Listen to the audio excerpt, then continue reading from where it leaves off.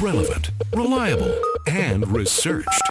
This is Experts on Call, the show focused on delivering leading-edge news and information on today's most beneficial products and services. This is Experts on Call on AM 650.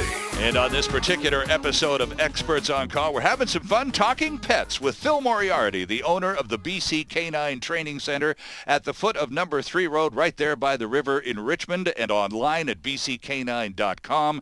Also in studio with us from the Richmond Animal Hospital, which is on number 3 Road, just up from Phil, between Francis and Williams, is Dr. Mike Shoffley. It's great to have you both here. We've been getting some good conversation going on here about, especially with a vet in studio, Phil, and thank you for bringing Dr. Mike to the show. Well, there's 2 vets in the studio. Oh. You're a vet of what last week was about 40 years or 45 years in the industry? I guess I'm technically in that very unique category. I am a vet. Yeah. But no threat to you at all, Dr. Mike. Congratulations. Well, thanks very much. It's been quite a run, I must say. We're talking about fears and phobias and things that freak our dogs out, and really. It's we talk about Firecracker Day, and that's exceptional. That's but thunderstorms and loud noises, truck backfires. Dogs, some overreact to unexpected noises and sounds and so on. Their hearing is so much more sensitive than ours to begin with. How do we calm them down when these events occur? Phil, what techniques do you recommend? Well, like anything else, if you're not exposed to something, if a dog, where you start is when they're puppies. Right. Socialization. Take them as many places you can go in as many different circumstances and environments and that sort of thing. Then the world is not a cocoon that is and they're not isolated from all the other scents, smells, noises, people, animals, that sort of thing. So then that's when their brains are like sponges, and they'll absorb a lot of that stuff and integrate it into their general behavior. But what do you say, Dr. Mike, when you have these puppy parties? I'd love to go to one sometime. Sounds like an awful lot of fun. They're great fun. What do you say, though, to people who reluctantly sort of show up and are a little skittish about actually allowing their animal to, schmooze with the other creatures who have been invited to the same gathering? Well, the best thing for them, and we really encourage it when people are there with their dogs and they might have a little Yorkie puppy that doesn't want to leave their legs. Right. They won't come out from between their legs, or they don't want to get off their lap.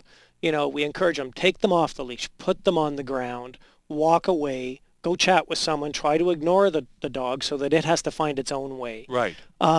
Those dogs that's done with, there's many times at the beginning of the puppy party, which is only really a couple hours long. Right.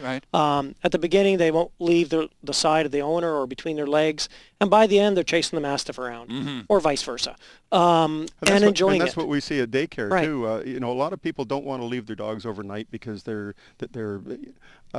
afraid or too attached to them, or they think the dog will be suffering from separation anxiety. Right. So what we recommend is just bring them in for daycare, whether it's a half a day or a full day, that sort of thing. The dog gets a chance to socialize with other dogs in the absence of the owners who are, might as well be on a physical leash, but and then the dog gets used to different things, and all of a sudden it's like a new dog that goes home because they come the next day and the dog can't wait to get to there, where the other dogs are, instead of between the legs. Right. Well, where's all my friends?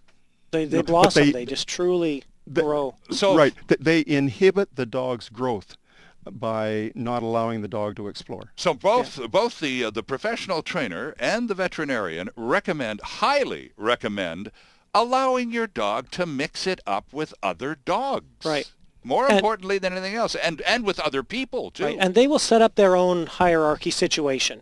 And unless bodily harm is coming, big dog, little dog, that's a bad thing. Let them work it out. Sure. I've seen many cases where animals come in chewed up, and they've been living together for 10 years, and then the client mixes things up.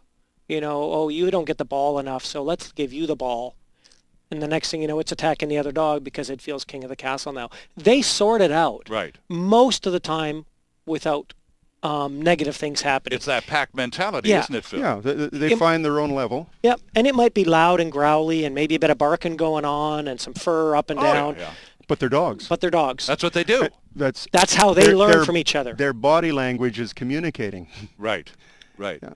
And a lot of people are afraid, well, I've got a little dog, it shouldn't go in with the big dogs. Well, lots of times those little dogs will chase the big dogs around because it's the energy of the dog. It's not necessarily the size of the dog. Okay, so when we're again with the training in mind, and you were talking earlier about the best time to begin this program of socialization, allowing the dog to integrate and interact with other dogs and other people. You can't start early enough, according to Phil Moriarty. Get at it while they're puppies, while they're little guys. The first thing you're going to hit the vets and start with the shots and the deworming and all that sort of thing. So there's immediate exposure to that, and then get them out of the house, get them into the cars, get them into walking streets or friends that have dogs, family members that have dogs, cats, exactly, grandparents, kids. Exposure to everything that you can expose them to, and then nothing is new. Bus stops are a good spot. People go by in all kinds of different sounding cars and rollerblades and bicycles and. I wouldn't necessarily recommend an off-leash park. No. Oh, is that right? No. Not until they've had their not until they're 4 months old and have had all their shots. Oh, is that right? Yeah. And that's just a health thing more than anything else, Dr. Mike? Yep. Okay. You don't know whether another dog's got kennel cough and it's out there coughing on another dog. Parvo and So little puppies stay away from off-leash park environments. Yeah. Really interesting. Yeah, walking down the street, is good. Friends' houses, maybe small neighborhood gatherings, as long as you know the other dogs there are healthy and such, but avoid the big dog parks. And Phil, remind us again what the desired age is to begin a formal training regime with a young dog. How old? If the people are going to get their money's worth, we prefer to see the dog somewhere around 6 months and older. Okay. Because the puppy brain is, you can teach them younger, but there's a lot less concentration that's going to be going on, a lot more exploring. There's other things that the dog should be integrating rather than just obedience. Right.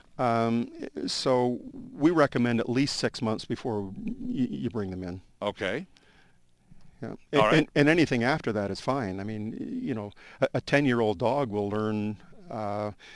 It's not quite as agile, but it'll learn just like anything else. You can teach an old dog new tricks, absolutely. Well, that's funny, and it's great to hear from a vet, especially. But from the young perspective, from my perspective, when you get them or when they're born, you start gentling and handling. Right. Working with their feet, working with their mouths, working with their brushing them, combing them, working with their toenails. Get them to stand on the table, that kind of stuff. They're tactile. And rescue or pound dogs. Makes no difference. They're not always. Frequently, you'll get a dog from the pound that's not a puppy. That's a young 6, 8, 10-month-old dog. That would be right into a training program. But Phil, even with the dog from the pound, you need to take a while to get to know this animal before you put him. My first police dog came from the pound. I know that. And I went through 6 or 7 dogs before I found one that I liked. And it was just a shepherd that was in the pound, and it was the best dog on earth still. Yeah. Well, that's wonderful. So how long a period of time, though, between the two of you? We're almost out of time. This is important. If you bring a dog home from the SPCA and it's not a puppy, how long do you need to spend just getting to know the dog, allowing it to introduce itself to your environment, your world, your lifestyle, before going to a formal training program? What kind of gap would you like there, Phil? A month, 6 weeks, couple of months? No, there doesn't have to be a gap, because what you're doing is, if you put the gap there, then you're acclimatizing it to a certain set of a scenario and a living condition that you may end up being wrong about and changing. Okay. Yeah, the dog can train you very well. True. And you don't want to be mistraining the dog and having it train you inappropriately that you have to undo. It's already got a bunch of stuff you have to undo. Because remember, it's you as the owner of the dog that should know what it's doing. Right. The dog can learn. And there's two ends to the leash, as Phil likes to say. There's the smart end and the other end. The other end. And remember which end you want to occupy. Yeah. Dr. You Mike should always have some leather in your hand, not steel. Right. Dr. Mike Shoffley, a pleasure to meet you, sir. Thank you very much for Thanks coming for having in. me. Oh, it's a pleasure. The Richmond Animal Hospital on number 3 Road between Francis and Williams. And, of course, the BC Canine Training Center at the foot of number 3 Road. A little music from Phil Moriarty on the way out here.